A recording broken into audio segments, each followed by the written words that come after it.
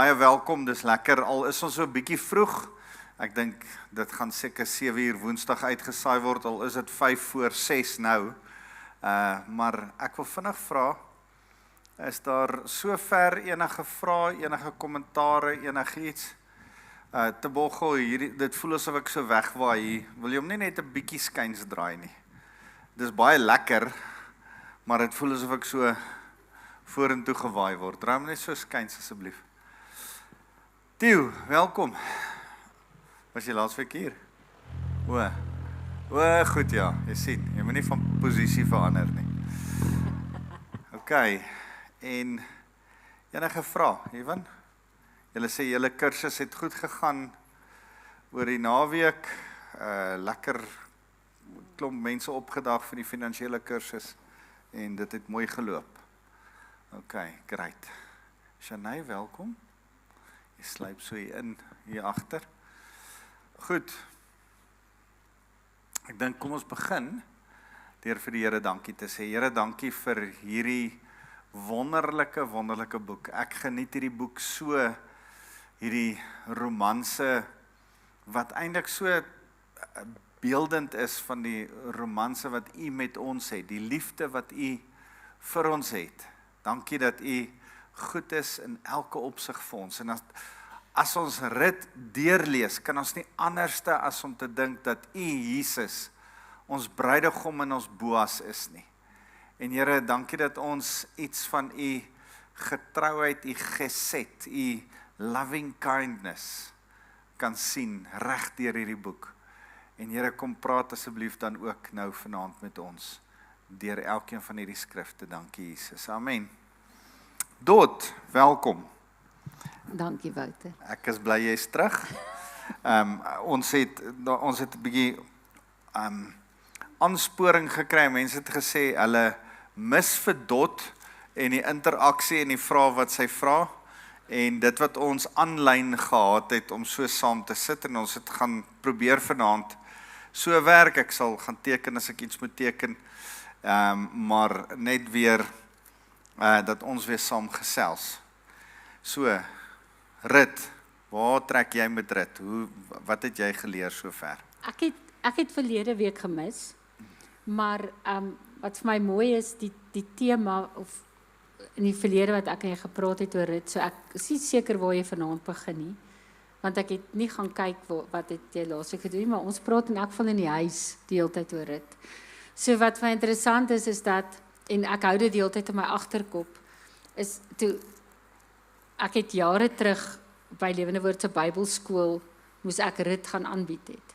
En toe vra ek vir die studente, hulle moet vir my 'n taak maak. Hoe sien jy Rit? Hoekom is Rit se storie in die Bybel? Want daar is mense wat sê Rit se storie hoef nie in die Bybel te wees nie. En hoe sien jy Rit as 'n tipe van die kerk en die bruidegom met die bruid? Ja. En toe het ek vir hulle gevra om die taak te maak. En toe het nie een enkele student die taak vir my gemaak nie. Dat is 'n goeie dosent, nee. So ek onthou dit, want hulle het net vir hulle kan nie van die vraag antwoord nie, want dit is asof hulle net nie die storie gevang het nie. Maar daar's soveel simboliek in die boek, en daar's soveel goed wat Boas sê, en daar's soveel goed van die name in die boek met die simboliek. En dan het jy verlede week begin verwys na die vlerke van die Here en na die talit. Ja. So ek wil jou meer oor dit vra, want as ons dit in ons agterkop hou van die bruid en bruidegom, daai verhaal wat eintlik voor ons afspeel, en dit begin met 'n vrou wat die Here kies, eers die Here kies, en dan hoe die Here vra 'n man ook, in die fisiese, maar ook 'n geestelike keuse maak. Ja. So as jy vir ons 'n bietjie meer oor dit ook sal indelf vanaand. Ek sien jy het jou talit hier. Ja. Dis eintlik Nina se, dankie Nina, dat jy hom weer saamgebring het. Maar dis eintlik vir my so mooi, jy kan die storie van Rit lees, en jy kan hom een keer deurlees en 'n liefdesverhaal raak lees en iets mooi lees, en dan moet jy dieper gaan, en weer 'n keer nog dieper gaan, en dit help dat daar so 'n bietjie ons na die Hebreëus kyk, na sekere van die betekenis, na sekere van die kontekste in hierdie betekenis. Ek meen, die feit dat, en ons het al 'n bietjie oor gepraat, die feit dat Boas ook 'n vreemdeling ma het. Dat die feit dat sy ma Ragab was, verstaan jy so 'n bietjie dat hy bietjie meer oop is as die ander Israeliete of Jode van daai tyd, die mense van Juda, om bietjie meer 'n oop kop te hê om 'n vreemdeling vrou raak te sien en in sy hart toe te laat. Dis die tipe goed wat as jy dit die eerste keer deurlees, gaan jy dit nie noodwendig raak lees nie, maar as jy dit begin bestudeer en agterkom en die geslagsregisters deurgaan en sien, okay, maar Boas was actually die seun van die verspieder wat met Ragab getrou het. Nou dink net so 'n bietjie aan daai dinamika, né? Wat het die verspieders in elk geval in die prostituut se huis gaan maak? Die Bybel is vol baie interessanthede. Dit was dalk die veiligste plek in die muur. Ons kan baie teologies en Bybels daaroor dink. Maar tog het een van daai verspieders wat gaan wegkruip het, toe op die ouende met daai prostituut getrou, en hulle seun was Boas. Die Bybel bly interessant, en die Bybel bly vol gewone mense, wat snaakse dinge aanvang, en dan laat die Here dit tot sy voordeel uitwerk, en mooi uitwerk. So, as jy deur dit lees, nog 'n keer, dan kom jy agter, wag, hier's 'n paar konteks goed, en 'n paar goed wat dieper gelees moet word, en 'n paar goed uit die kultuurkonteks uit, en wat ek so vang, veral uit hoofstuk 2 uit, is, jy kan nie noodwendig iemand se stemtoon lees nie. Daai hele ding, nee, waar hy sê, vers 5, aan wie behoort daai jong vrou?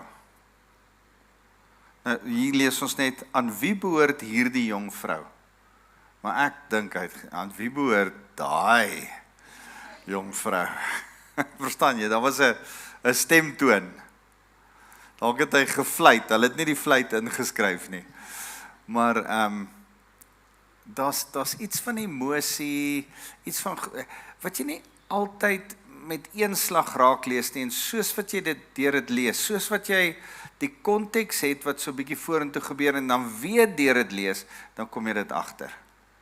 Ek hou nie daarvan om 'n fliek 2 keer te kyk nie, maar as ek saam met my vrou leef en sê sy, nee, ons het nog nie hierdie fliek gekyk nie, dan sê ek, ons het al hierdie fliek gekyk. Nee, maar kom ons kyk hom nou maar weer. Dan kyk ek hom weer, maar nou weet ek wat gaan gebeur, dan sien jy ander goed in die karakters wat vorentoe kom, en sê my vrou, kan jy glo?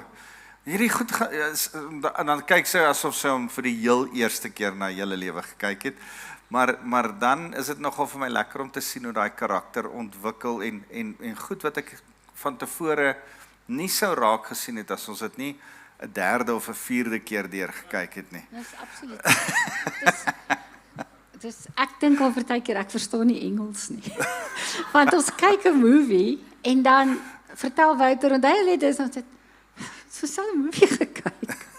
Dit gaan beter met subtitles, dan sê sy, maar subtitles, ons regtig, moet movies kyk met subtitles, Ja, dat sy dit ja. kan lees, en dan Dan elke nou verstaan en ek dan dit daarom sê die sy, derde pos net gou. Wat het nou net daar gebeur? Ja. En dit is so. as dit soldate is, dan sê sy, hulle almal lyk dieselfde. Watter een is Ja. nou weer watter een? So, Ek wens die acteurs kan naamtags dra. Of dan kyk ons 'n movie en gaan iemand dood in die movie. Dan kan ek nou nie onthou want ek het die ou se naam vergeet. Dan dink ek hopelik by sy begrafnis wys hulle 'n foto. Dan is ek weer by die movie. Of dan sê ek vir myself, kyk net wie het jy lanklaas gesien. Ek weet julle verstaan die movies, ek doen nie. Ek wil gou praat oor daai, jy het altyd 'n skrif wat jy, as jy die skepingsdoel doen, dan het jy daai een mooi skrif. Ja, Psalm 37. Verduidelik dit gou. Ek wil gou iets teken terwyl jy dit doen. My stert val af. Goed. Okay, dit is daai Psalm 37 Ja. vers 3.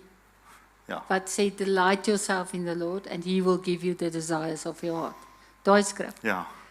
So hoe ek daai skrif interpreteer gaan oor dis nie delight yourself in the Lord en nou of ek dink waar die kerk die skrif misbruik het is waar dit prosperity teaching raak en name it, claim it en nou gaan ek my praatdoery.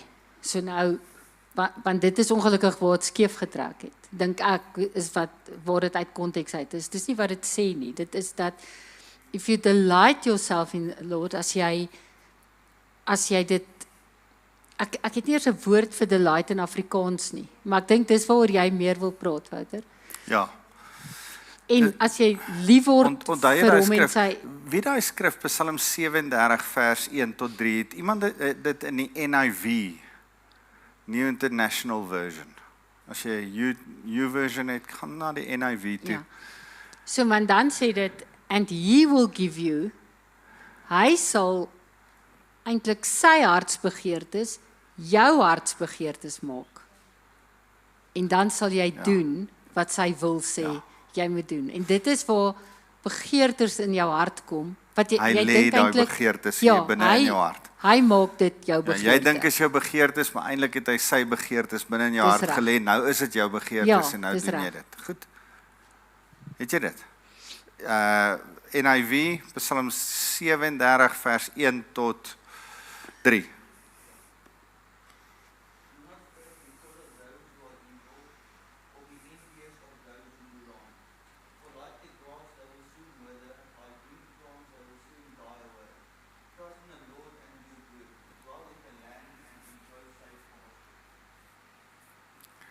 Trust in the Lord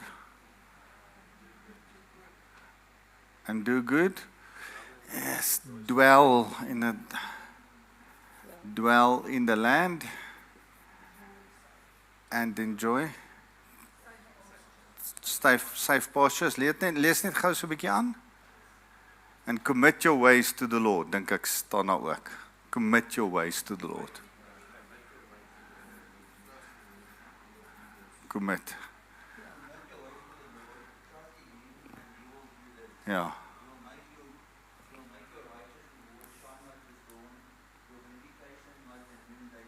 Ja. Ek sal nooit vergeet nie.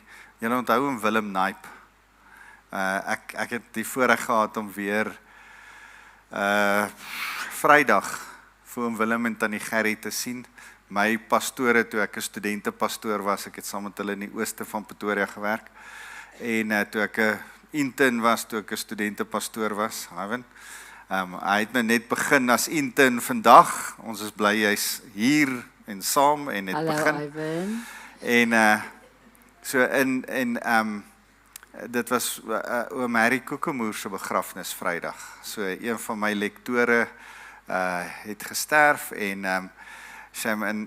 ek dink in Oktober het hulle vir oom Harry geresusciteer, sy hart het gestaan toe resusciteer en toe beklei hy met hulle. Toe sê hulle: "Man, ek's in die hemel, dan haal julle my hier uit. Nou moet ek nie meer tussen julle wees. Los my uit dat ek kan doodgaan." So ons het so gelag. En toe sê hy wil nie 'n begrafnis hê nie, want niemand sal na sy begrafnis toe kom nie. Hier sit ons 600-700 mense op by begrafnis. Dis 'n massive begrafnis en dis net 'n begrafnis waar ons hom almal celebrate, want hy het so baie in almal van ons se lewens beteken. En hy het nie gedink dat enigiemand wees nie. Nou sê sy 3 dogters die hele tyd, ons is by sy onwettige begrafnis, want ons hou hierdie teen sy sin. Hy wil nie 'n begrafnis hê nie, maar dan sê hulle, Louis wat die begrafnis lei sê, hoorie, die begrafnis is nie vir oom Harry nie. Hy's by die Here, hy hou nie begrafnis nie. Dis vir ons wat huil oor oom Harry. En dis baie waar. So oom Willem Naip het altyd Psalm 37 gebruik. Die van julle wat mechanics is, wie het al engines uitmekaar uitgehaal? Die van julle wat bietjie mechanics ken, dan sê hy, is top dead center. As jy 'n engine moet tune, dan moet jy die top dead center kry. Dan moet jy dat daai pistons kan reg wees. En dan het hy altyd gepraat oor top dead center. Jou top dead center, trust in the Lord, dwell, delight in the Lord, and commit your ways to the Lord. En dit laat my dink, blaai gou saam met my na hierdie skrif. Ek dink ek het verlede week dit ook vinnig net genoem, maar ek wil gou na hierdie skrif toe gaan. Jakobus 4 vers 8. Nader tot God, dan sal hy tot julle nader. Reinig julle hande sondaars en suiwer julle harte dubbelhartiges. Die Here sê vers 6, maar hy gee groter genade, daarom sê hy, God weerstaan die hoogmoediges, maar aan nederiges gee hy genade. Onderwerp julle dus aan God, weerstaan die duiwel, dan sal hy van julle wegvlug. Nader tot God en hy sal tot julle nader. En ek kan nie anderste as om hoofstuk 1 en hoofstuk 2 op te som oor dit nie. Dat sy en Rut en Naomi het regtig tot God genader, nee, fisies genader tot die Here. En hy is nou besig om deur die hele ontmoeting met Boas, toevallige, ons het gepraat verlede week oor die toevallige ontmoeting met Boas, is die Here besig om tot Rut en tot Naomi te nader.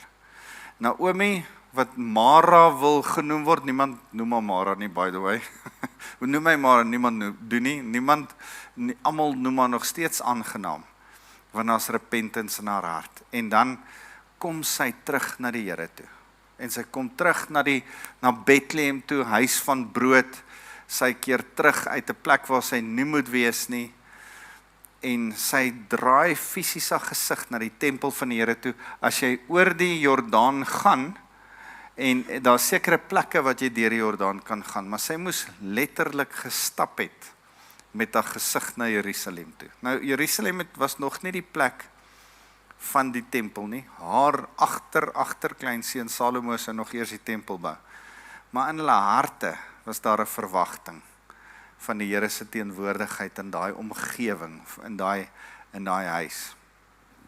So hier stap sy fisies na die Here toe, en die Here nader tot hulle, en is besig om vir Naomi en vir haar 'n openbaring te gee van sy goedheid. Ek sal weer langs jou kom sit.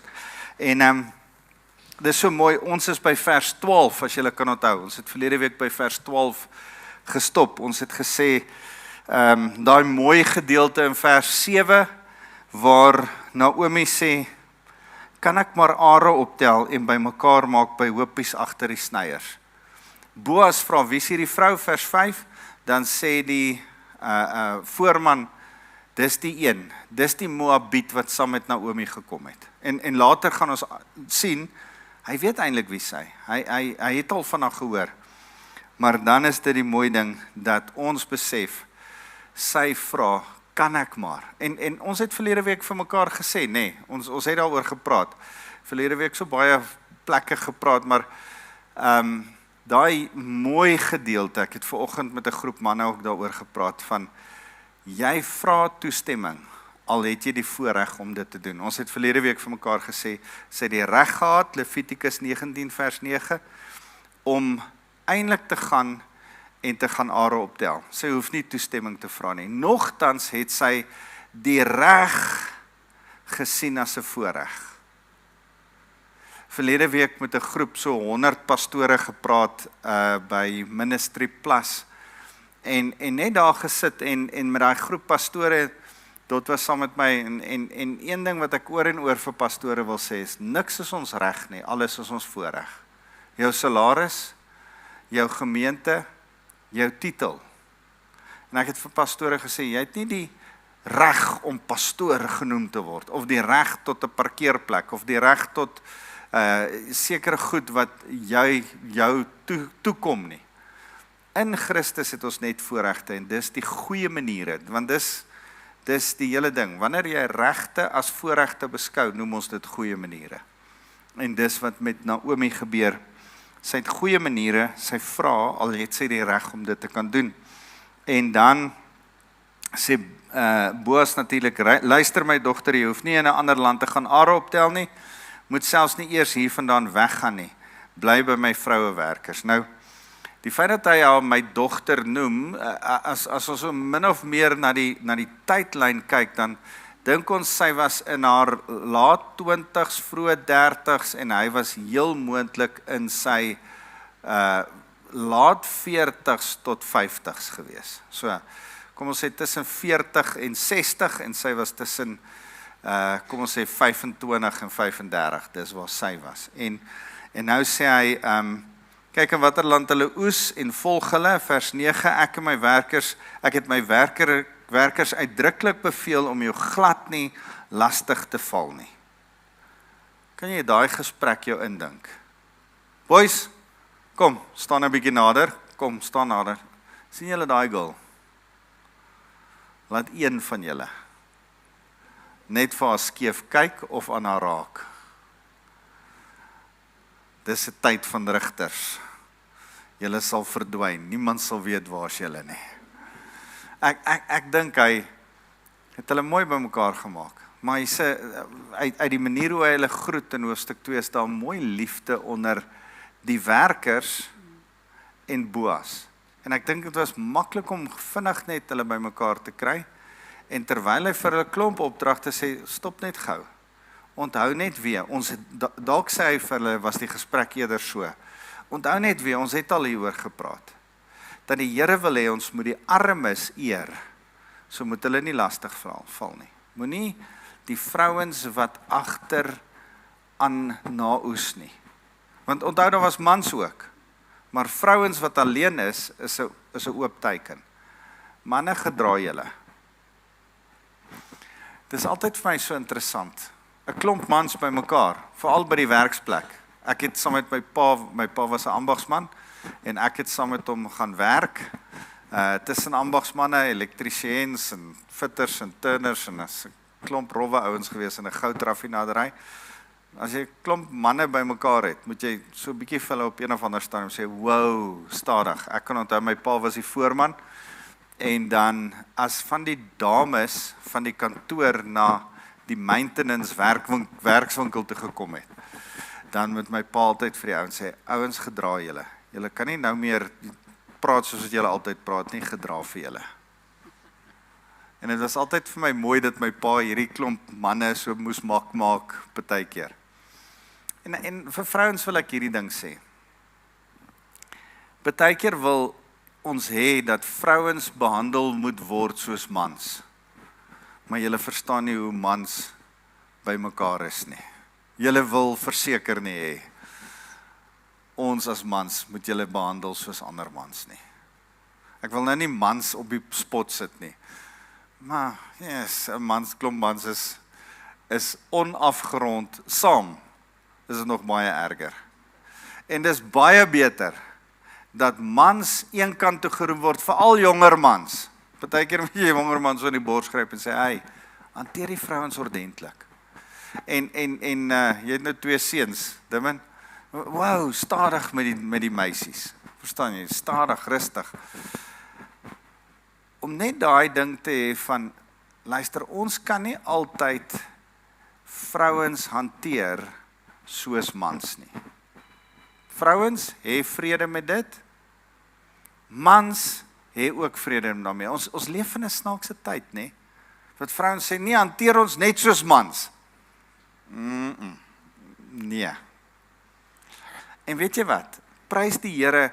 Ek het 'n mannegroep op donderdagoggend. Ek kan met hulle reguit praat. Ons kan sekere goed sê. Ons kan stryd met mekaar vir mekaar sekere goed sê. Maar daar's 'n vroue groep net daarna van 7 tot 8 donderdagoggende. En dan praat ek met hulle 'n ander taal. Ou Wynand woon albei by. So hy sal vir jou sê, my taalgebruik, my manier van praat, my regheidheid, dis anderste met die mans alleenig as met die vrouens saam. So dink so 'n bietjie daaraan. Ons leef in hierdie tyd waar vrouens gelyk wil wees aan mans. En ek dink nie dis die hart van die Bybel nie. Die Here het ons juis anders te gemaak. En die Here het juis hierdie men of valor gemaak wat nie net vir hulle self seker goed in plek stel nie, maar ook vir mans om hulle, om vrouens op 'n hoër vlak, op 'n beter vlak, op 'n mooier vlak te behandel.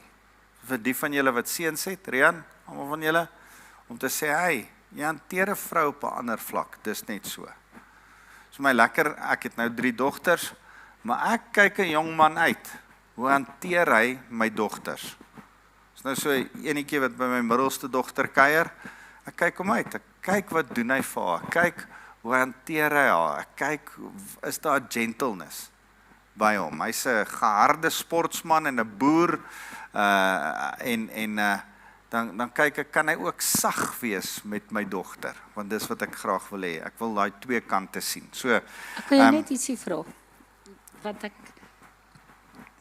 Is daar enige rekord, as jy het nou gepraat oor Rit wat waarskynlik in haar 20-30's was, en Boas wat 40ste, is daar enige rekords of iets wat kan aandui, was Boas van tevore getroud, was hy ook 'n weewenaar?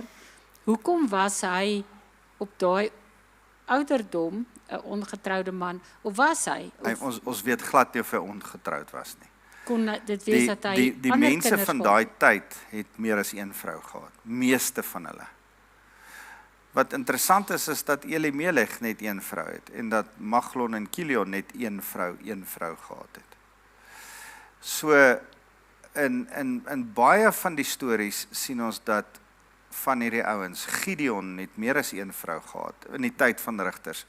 Dawid meer as 1 vrou, Salomo 'n bietjie meer as 1 vrou. Ja, maar saam met 'n vrou kom 'n skoonma. Dawid het baie skoonmaas, Salomo het baie skoonmaas gehad. Shame. So ek betwyfel altyd die wysheid ding, maar so as ons kyk dan kies die verhaal en die konteks van die verhaal om nie vir ons te vertel of Boas al van tevore getroud was, of dit sy eerste vrou of sy tweede vrou was, en of daar nog vrouens na dit was nie. Dit maak nie saak nie.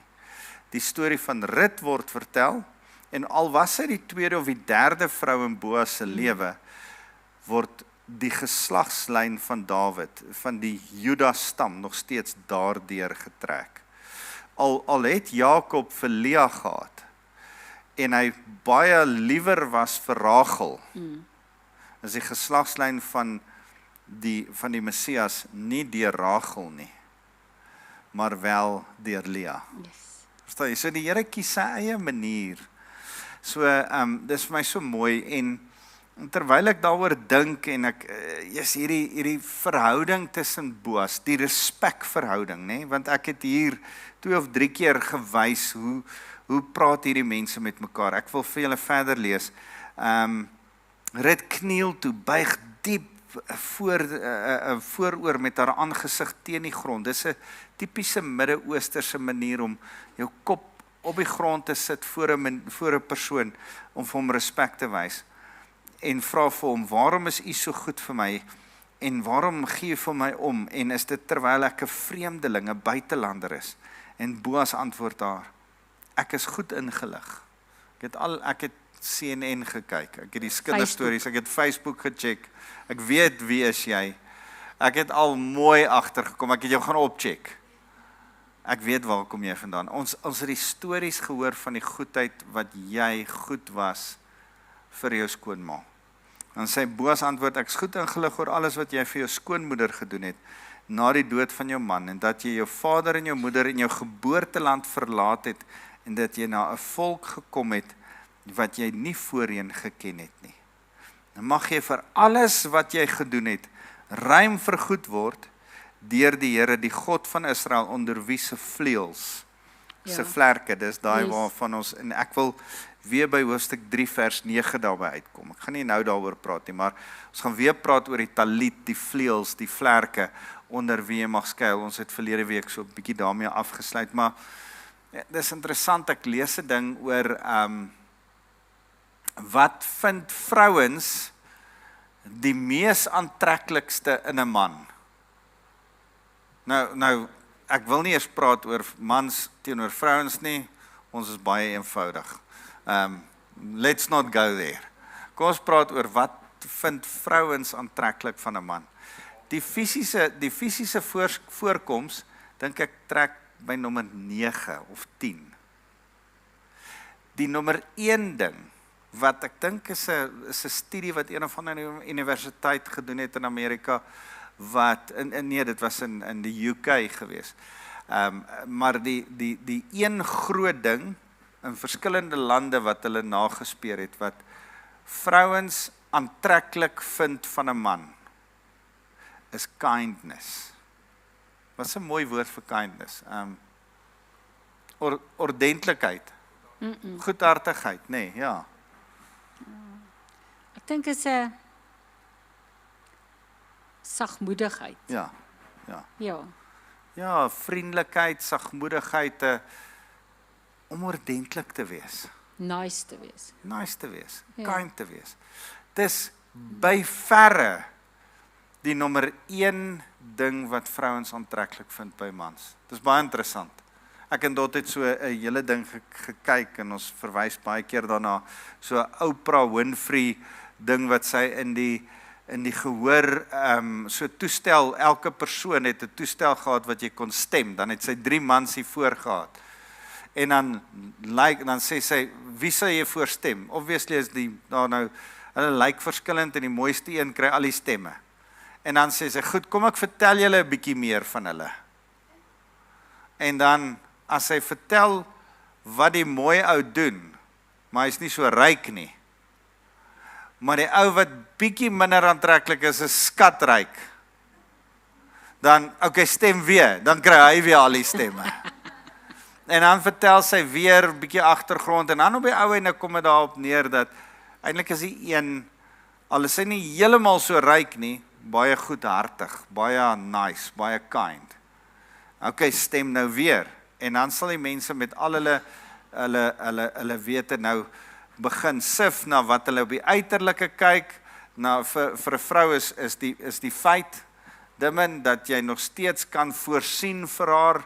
Is vir alle vrouens nog steeds 'n aantreklike ding, want hulle wil hê jy moet kan voorsien. Manne, as jy dit nie weet nie, dit is vir 'n vrou 'n aantreklike ding, of jy kan voorsien.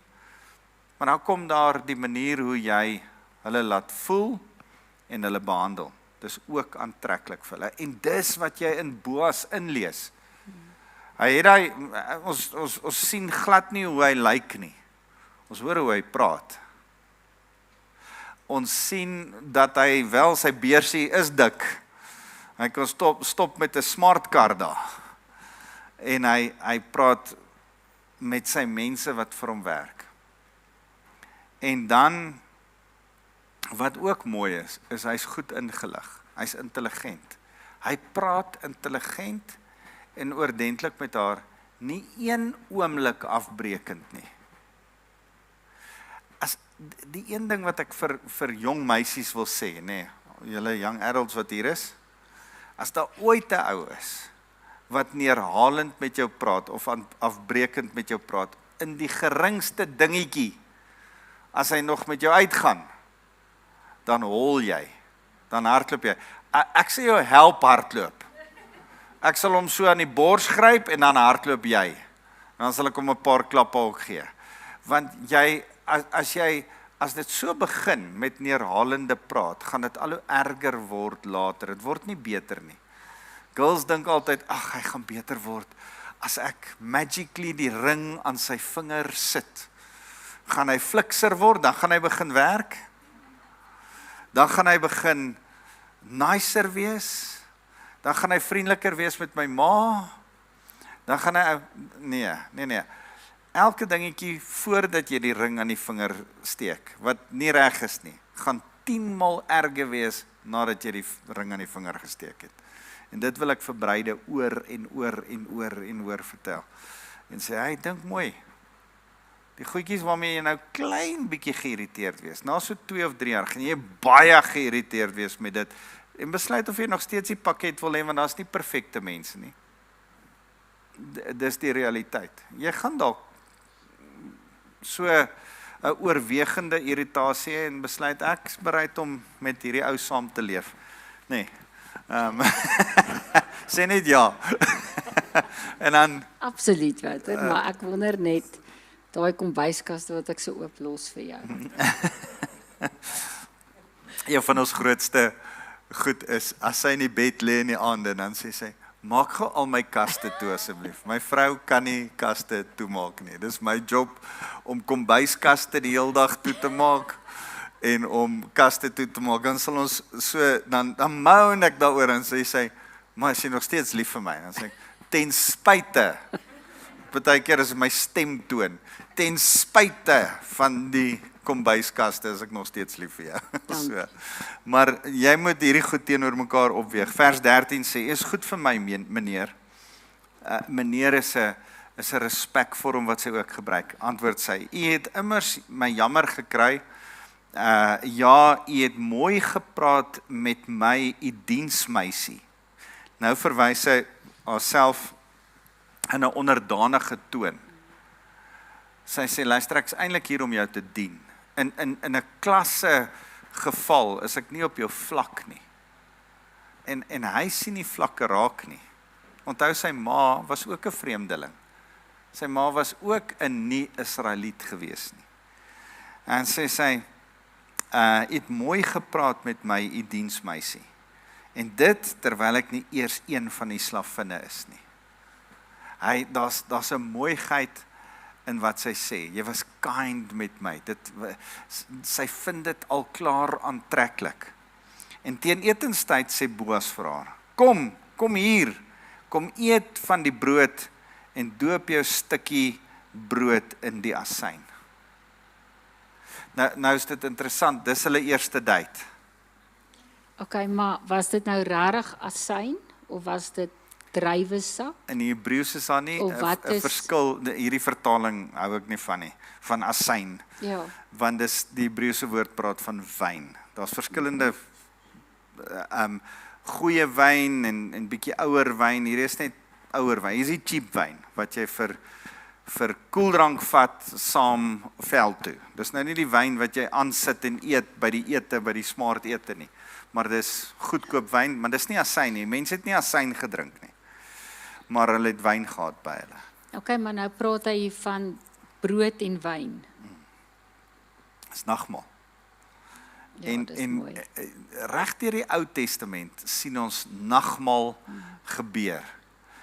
As Abraham, ek dink is was dit Genesis 7 of Genesis 14? Is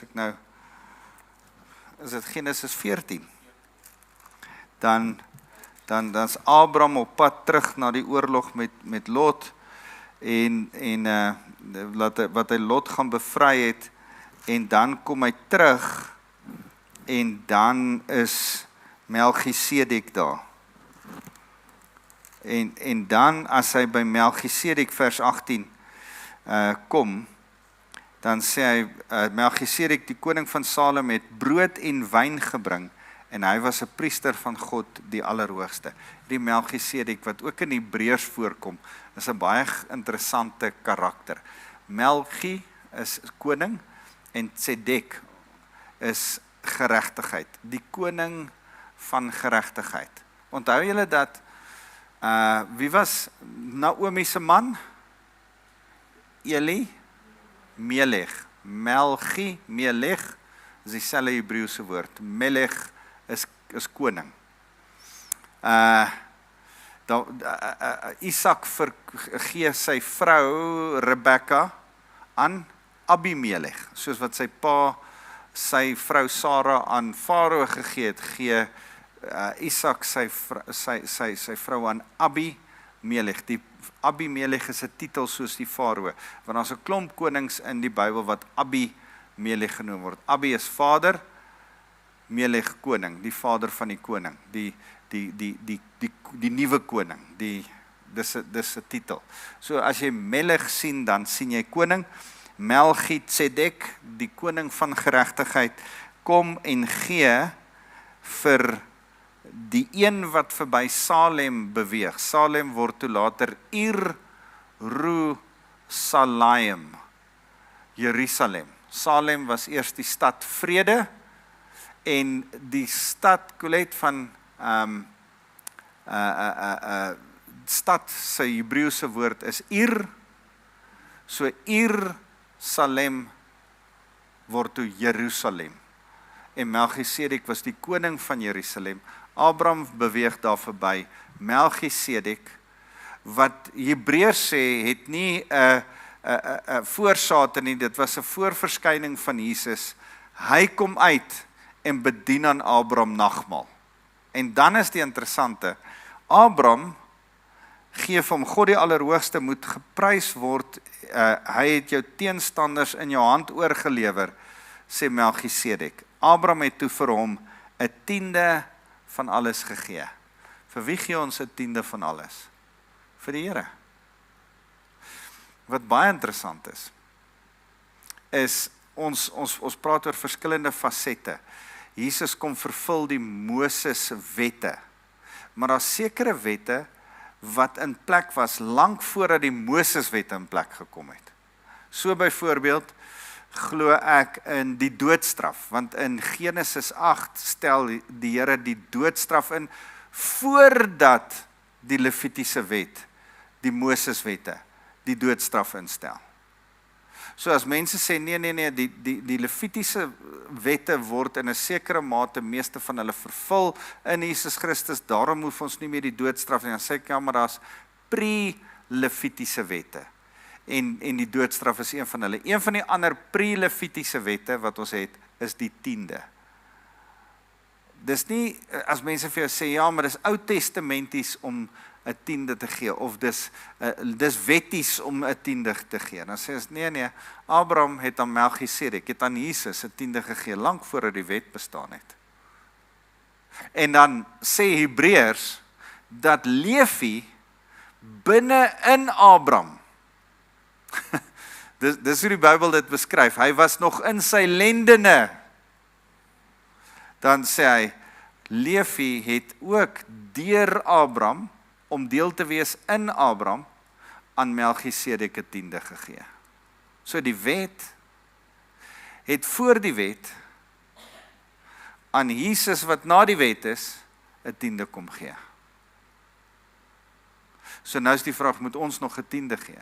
Ja, want dit was daar voor die wet, dit was daar in die wet, en dit was daar gegee vir die een wat daar was na die wet, aan Jesus. So, tiende is deel van 'n skriftuurlike beginsel.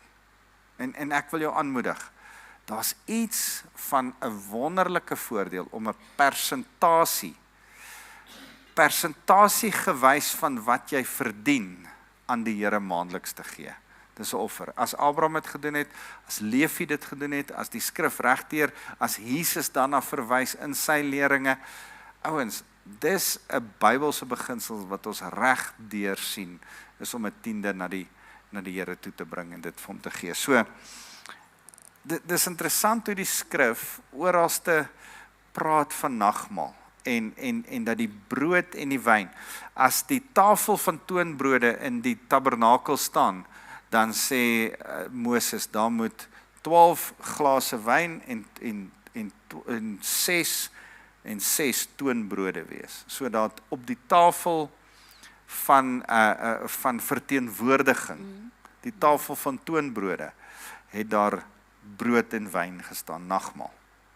En dan as die priesters in die tabernakel ingestap het en later in die tempel van Salomo ingestap het, dan moes hulle, terwyl hulle in die Here se teenwoordigheid is, moes hulle in die lig van die menorah, in die lig van die 7ste kandelaar, moet hulle eers brood en wyn eet en drink, voordat hulle offers van gebed op die wierookaltaar kan offer. En dis daai grou stukkie van, hulle eet die brood, en hulle drink die wyn, maar die brood het mirre op, wat dit jou laat regurgitate. Dit kom weer terug. Soeibrand. Daai brood gee jou kwaai soeibrand. En die simboliek daar was, ek en jy moet hierdie brood eet en herkou. En eet en herkou. Dit wat ek nou met jou deel, moet jy oor gaan dink. Dit wat jy gelees het, wat het ons vanoggend gelees? Wat 'n stukkie het ons vanoggend gelees? Probeer nou vinnig dink. Markus 3. Jesus wat sy disippels gekies het. En eintlik wat jy moet doen, en jy moet in die oggend 'n stuk lees, en dan moet dit so heeldag so in jou gedagtes bly. En jy moet die heeldag in jou gees sooibrand het daaroor. En weer dit regurgitate, dit weer kou. Ou Testament het die arme priesters nie geweet hoe moet hulle hierdie slegte brood eet wat die hele tyd terugkom nie. Maar dit was simbolies sodat ons as Nuwe Testamentiese Christene kan terugkyk na die skadu van die Ou Testament. Hebreërs noem dit skaduwee. En as ons na die skaduwee kyk, dan besef ons, okay, dis sodat ons as gelowiges kan agterkom. Ons het die woord wat ons moet kou en herdink die hele tyd. Dit was die simboliek daarvan. Ek so bly, ons leef nie in die skadu tyd nie, maar in die tyd van die volle. En ek so bly, ek's nie 'n priester wat daai brood hoef te geëet het en die offers hoef te gemaak het nie. Ek's ver eerder 'n pastoor as 'n priester. Daar's 'n massive verskil tussen pastore en priesters. Dit is baie lekkerder om 'n pastoor te wees. Ek moet gou my plek kry. Goed, Dot, is jy nog by? Ja, maar ek kon nou weet van Boas en Rut wat nou nagmaal gebruik. Yes. Jy moet nou verder lees. O, goed. Teen etenstyd sê Boas vir haar, kom hier en kom eet van die brood. Doop dit in die wyn. Sy het langs die snyers gaan sit, uit respek, nie langs Boas nie. Sy het langs die snyers gaan sit en hy het vir haar gebraaide koring aangebied. En sy het geëet totdat sy versadig was en selfs nog daarvan oorgehou. Hoekom dink jy hou sy daarvan oor? Sy hou van Naomi. Sy het integriteit, sy het karakter, sy dink aan iemand anderste, al eet sy vir haar versadig. Sy los dit nie daar nie, sy hou 'n doggy bag. Sy hou 'n doggy bag bietjie eenkant, want as iemand by die huis, en ons het laasweek vir mekaar gesê, Naomi kon ook kom are optel het, sy was nog jonk genoeg om te kon are optel, maar ons weet nie wat was haar geestestoestand nie, en die brief kies om ons nie, of die boek kies ons om nie vir ons te sê, iets as gevolg van depressie, of van skaamte, of van wat ook al, op 'n punt gekom waar sy nie eintlik ook wou gaan are optel nie. En daarom gaan Rut sonder om te moan, sonder om te veg met Naomi, sonder om lelik te wees, is daar 'n mooi gesindheid. Sy vra vir Naomi in die begin van hoofstuk 2 of sy kan gaan, en dan in die middel van hoofstuk 2, dan hou sy vir Naomi kos uit, terwyl sy haar versadig eet. Nou ek wil veral vir julle vrouens vra in hierdie geval. Dink jy as jy nou die hele dag, hierdie ou sê, sy werk al die hele dag, sy het so kort rukkie gerus. Dink jy sy het baie mooi gelyk teen hierdie tyd? In die son van Israel, ek en jy was al in Israel. Daai son wat vir jou so braai. Dink jy sy het mooi gelyk, was haar hare gedoe, make-up aan, lipstifie rooi. Daar was nie make-up nie, by the way, daai tyd. Hierdie ou het nie iets moois raak gesien nie. Sy was maar vaal, die haartjies is plat gesweet. Sy het dalk al so 'n reukie aan haar. En dis nie wat hy raak sien nie. Want hy sien eintlik nog lank voordat hy haar sien hy karakter raak. Toe hy die storie hoor van die Moabiet wat gesê het, "U God is my God, waar u gaan, sal ek gaan, waar u sterf, sal ek sterf." Toe sien hy karakter raak. En nou ontmoet hy die girl, en nou sien hy, hoorie, maar daar's nog meer karakter. Sy het karakter teenoor my werkers, sy het karakter teenoor my, sy respekteer my, en dan is daar respek van sy kant af, en hy gee vir haar kos. Terwyl ek dit lees, ek en my dogters het baie keer hierdie gesprek. As 'n ou jou uitvat, en hy betaal nie vir die ete nie, hou verby. Ons leef in 'n moderne wêreld. Nee, jy moet halfte betaal en sy moet halfte betaal. Nee, is deel van die toets. Is deel van die toets. Check maar of hy kan betaal. Ouens, as jy 'n girl uitvat, betaal maar vir die kos. Ek kan nie dink dat ek en jy op een date was, voordat ons getroud was, wat jy enigstens betaal het vir enigiets nie, want dit was my voorreg om te betaal, maar ek het jou gesoek. Ons het wel in baie restaurante net die voorgereg geëet. Ek het dit was dit was fyn. Ons was teologie studente, nou begin ons uitgaan. Baie gereeld. En nou het ons nie geld om regtig op 'n date te gaan nie. Nou gaan ons na so 'n koffieshop toe. Die tannie het ons jammer gekry, so ons het 1 koffie gekoop en maak sy altyd van ons se koppies vol en sy bly dit volmaak, want dan het ons die Christian School by Hatfield. Ons het by Hatfield geswat by die Bybelskool, dan gaan haal ons by die Christian School 'n skaakstel.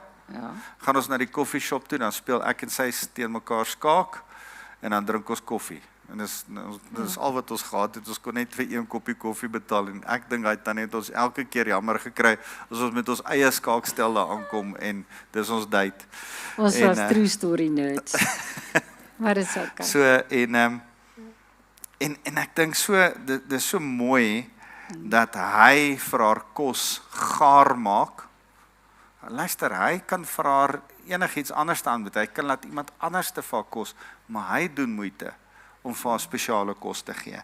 Nou hou sy daarvan oor vers 15. Toe sy opstaan en weer te gaan are optel, het Boas sy werkers opdrag gegee. Hey boys, kom nader. Ek wil gou vir julle nog iets sê.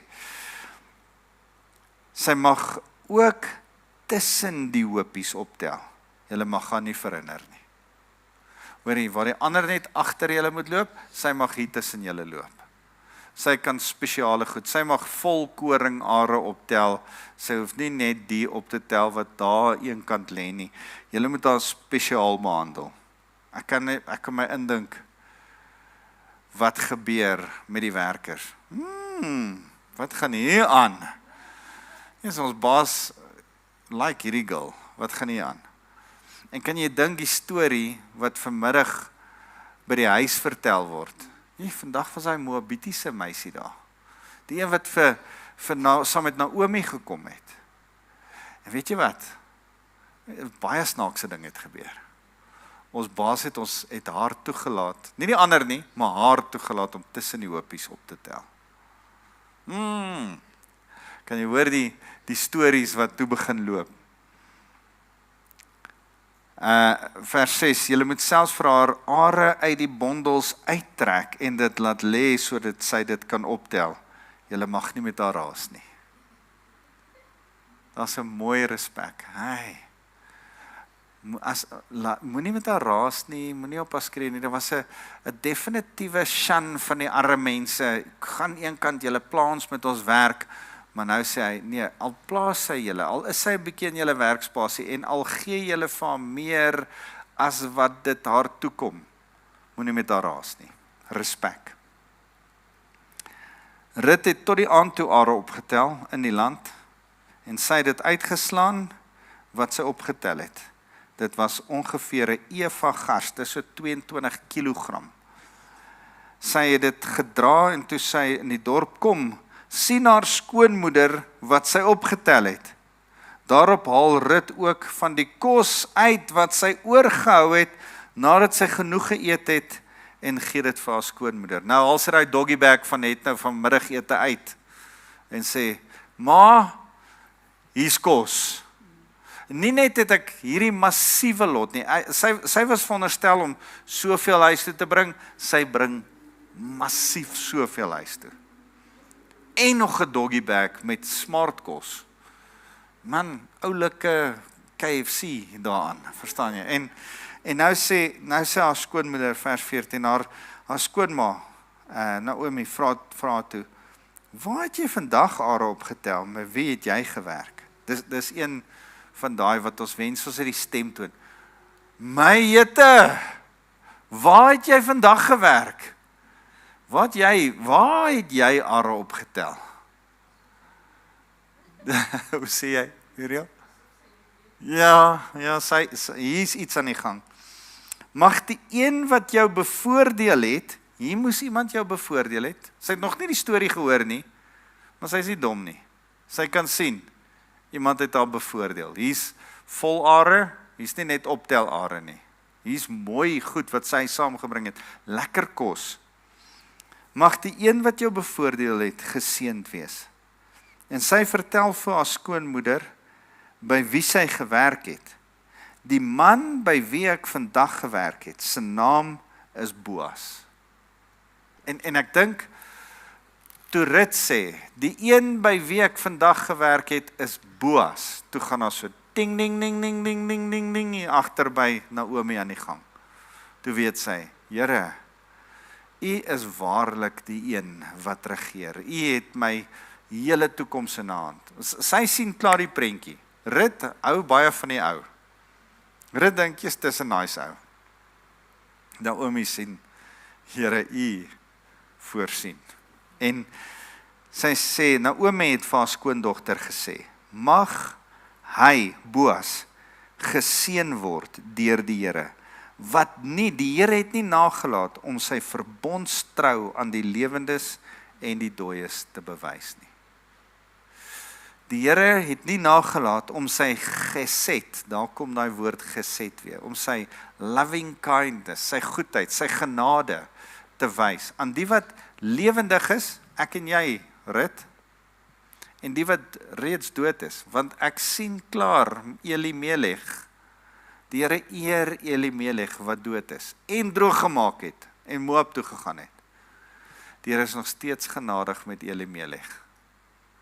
As hy hier sê, die Here se verbondstrou, se genade, se goedheid, is vir die lewendes en vir die dooies, dan besef sy, my man het skande gemaak toe ons Moab toe getrek het.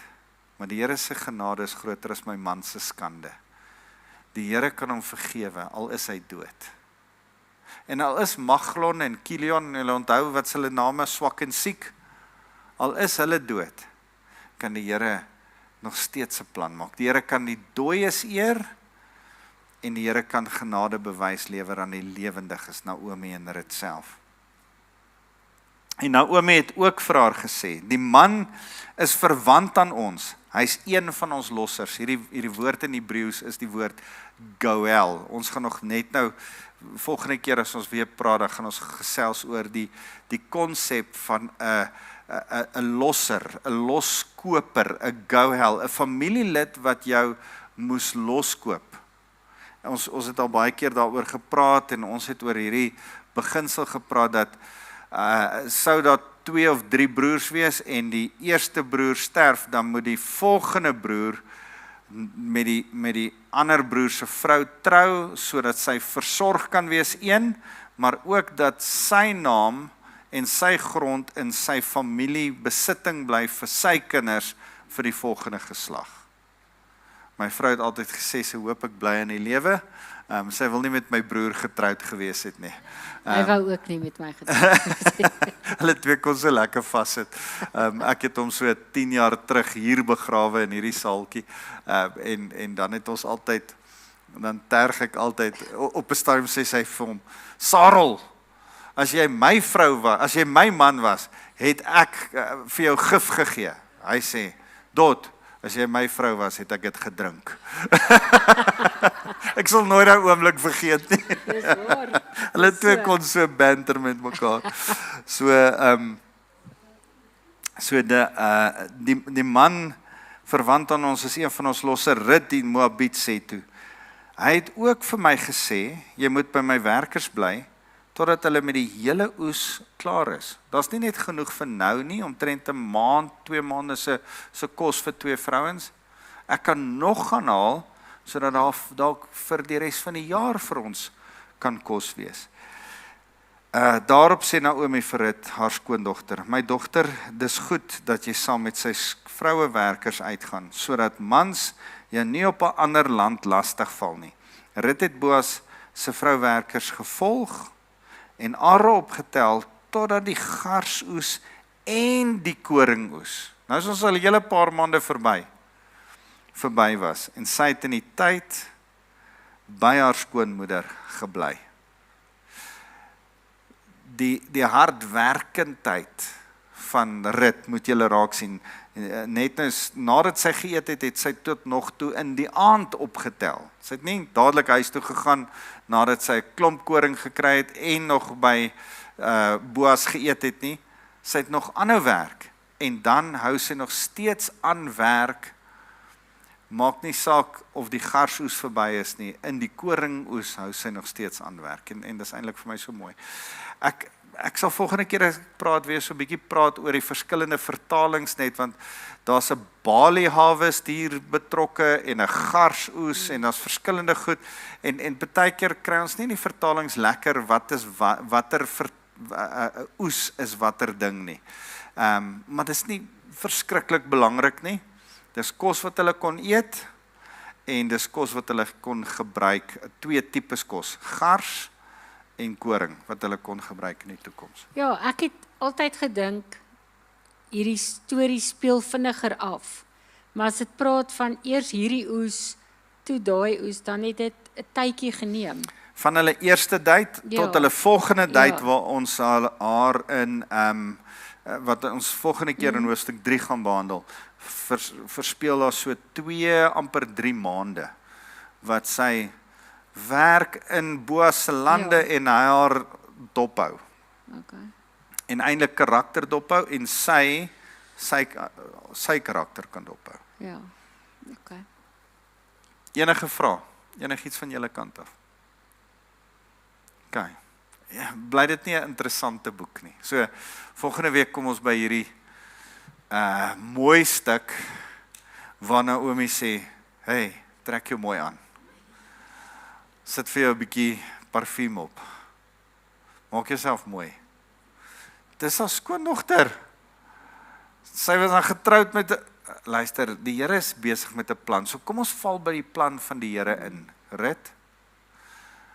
Kry jouself mooi en dan gaan lê jy by sy voete. Ons gaan volgende week sien wat dit beteken en dat daar niks seksueel snaaks was nie, maar dat die Here eintlik 'n goddelike, nederige plan gehad het van samevoeging.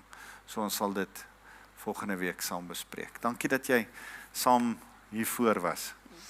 Here, baie dankie vir u liefde wat deurskyn uit die boek uit. Here, daai gesed, daai loving kindness kom deur in u verlossingsplan van elkeen van ons harte. Dankie dat u, soos wat u Rut gered het, Here, soos wat u Naomi geruk het, sekerlik uit haar depressie en skaamte uit, toe sy hoor Boas.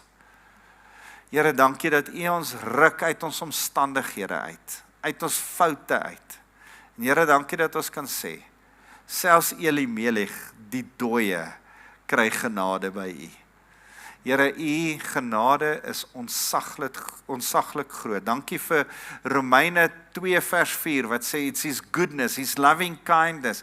Here, is u gesed that will lead us to repentance. Here, dis nie ons vingerwys om ons beklei met mekaar, ons wette hou, ons reëls, ons godsdiens wat ander mense na Jesus toe lei nie. Is ons beklemtoning van u goedheid, van u genade, is ons uitleef van hoe goed u vir ons is ten spyte van ons.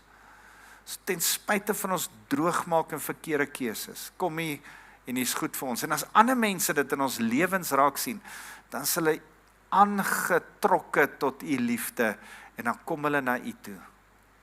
Here, ons wil almal hier kom sit en sê gebruik ons soos wat u Boas gebruik het. Gebruik ons soos wat u Rut gebruik het. Here, maar gebruik ons ook in repentance, in omdraai, in nederigheid, in 'n mara bitterheid van jammer sê, soos wat u vir Naomi gebruik het. Ons loof u Jesus. Amen. Amen. Dankie julle, sien julle Sondag.